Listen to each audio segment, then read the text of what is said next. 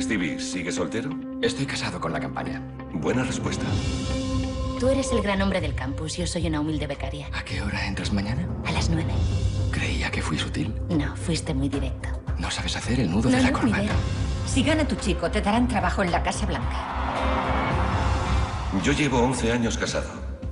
Lo que significa que cuando no estamos de acuerdo, ella gana. Trabajas para el hombre equivocado. Trabaja para nosotros. El día de hoy marca el comienzo de la lucha entre dos ideales. ¿Quién te llama a las 2:30 de la mañana? No lo sé. Ahora verás. Dame... No, Steven, no llamando. tiene gracia. Cuelga el teléfono. Diga. Tengo un problema.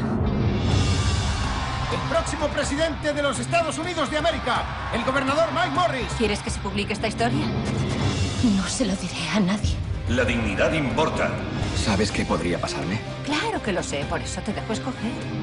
No importa lo que pensaste, importa lo que hiciste, importa lo que no hiciste. ¿Crees que era importante dejar las cosas arregladas? Lo que tú digas. La integridad importa. Nuestro futuro depende de eso. Déjalo ahora, aún estás a tiempo. Steven, no me hagas esto. Yo haré o diré lo que sea si creo en ello, pero tengo que creer en la causa.